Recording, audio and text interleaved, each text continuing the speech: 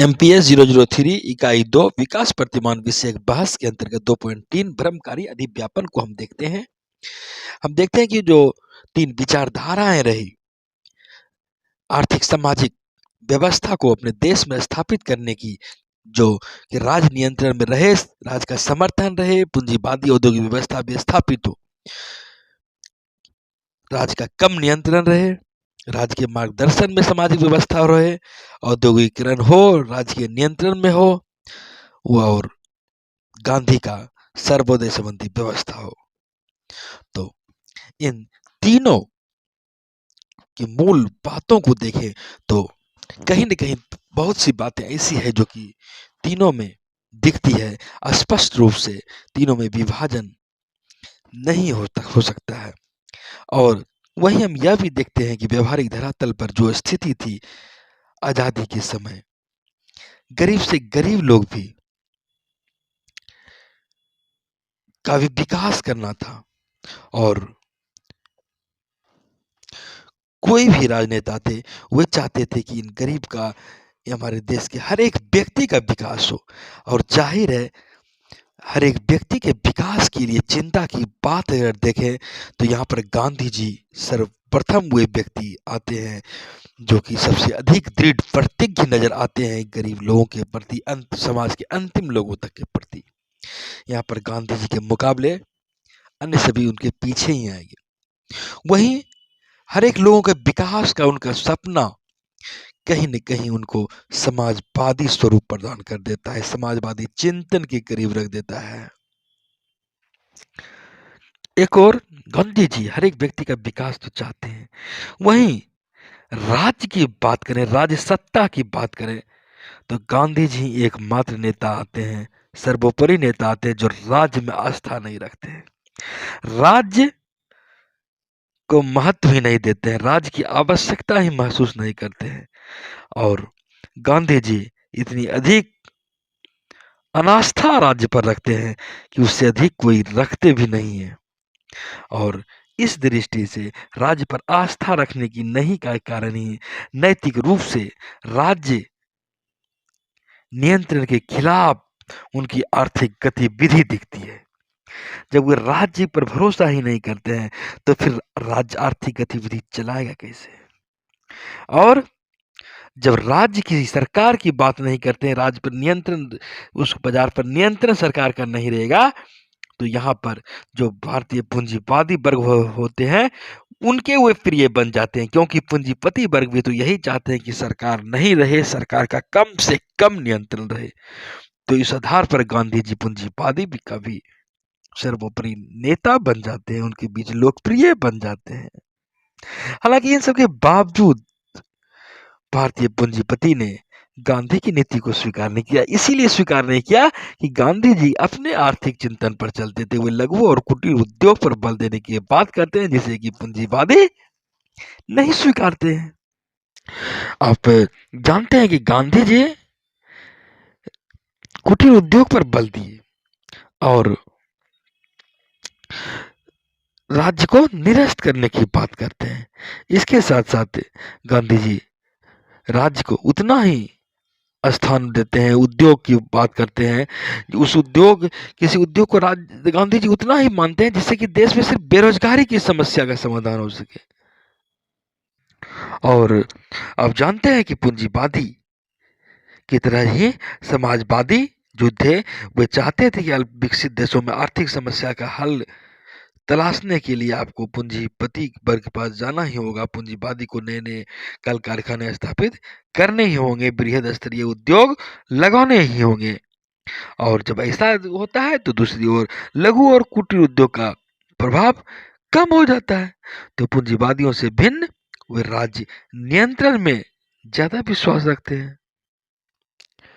इस सब में हमारी परंपरागत समाजवादी नीति जो थी वहां पर राष्ट्रीयकरण की आवश्यकता जता रही थी। जैसा कि सोवियत संघ, सोवियत गणराज्य में अमल में आ रहा था, सब कुछ राज नियंत्रित व्यवस्था थी और तभी हम समाजवादी व्यवस्था को साकार भी कर सकते थे।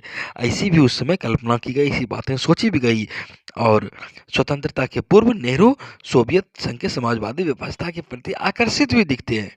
वहीं भारत सरकार में जब वो प्रधानमंत्री बन गए तो कहीं न कहीं पूंजीपतियों को लगा कि यह समाजवादी झुकाव की ओर अग्रसर होगा। पूंजीपति के लिए यह शुभ संकेत नहीं है।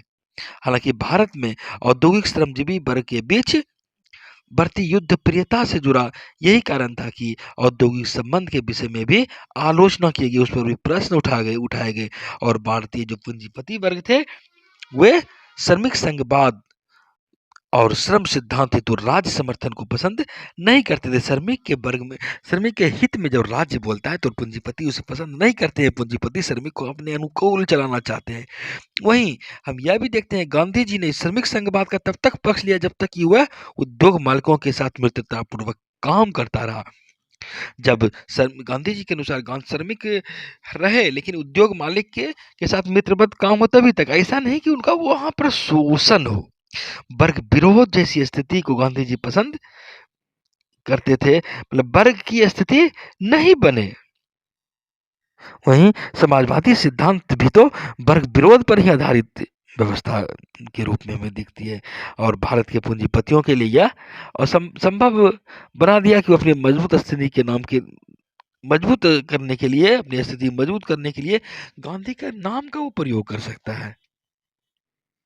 आप जानते हैं कि गांधी जी श्रम की गरिमा की बात करें, डिग्निटी ऑफ लेबर की बात करते हैं। श्रमिक रहे, काम करे, लेकिन उसकी गरिमा से कोई खिलवाड़ नहीं होना चाहिए। और यहाँ पर जब देखते हैं गांधी जी की नीति को, तो वे शरीर श्रम की भी बात करते हैं। वे श्रम को कोई खराब बात नहीं मानते हैं, बल्कि इसे तो सामाजिक व्यवस्था, शारीरिक व्यवस्था का एक पूंजी की संज्ञा देती है। और भारत की विशाल जनसंख्या को वे उपयुक्त श्रम में लगा देने की बात करते हैं। और गांधी जी यह भी कहते हैं कि व्यक्ति यदि श्रम करता है, वह यदि परिश्रम करता है, तो उसे इतना तो जरूर मिलना चाहिए कि वह अपना जीवन चला सके, सादा जीवन, उच्च विचार को नैतिक जीवन के रूप में वह ढाल सके। और यही कारण रहा कि गांधी जी प्रौद्योगिकी प्रधान उद्योग के मुकाबले श्रम प्रधान उद्योग को वरीयता देते हैं। टेक्नोलॉजी वाले इंडस्ट्री को वे कम महत्व देते हैं और लेबर वाली इंडस्ट्री को वे महत्व देते हैं। इसीलिए कि व्यक्ति को महत्व मिले, व्यक्ति के परिश्रम का फल उसे मिले। और यही कारण रहा कि गांधी जी कुटीर उद्योग के विस्तार की बात करते हैं। गांधी जी, आप जानते हैं, स्वदेशी की बात की है।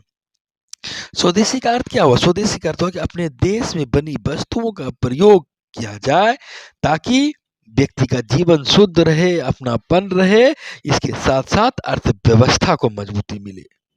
अपनी अर्थव्यवस्था के साथ साथ अपनी संस्कृति से भी लोग जुड़े रहेंगे अब तो, और स्वाधीनता का अनुभव करेंगे। पश्चिमी संस्कृति का भी अंधानुकरण वो वहां पर नहीं करेंगे। गांधी जी का चिंतन तो यह है।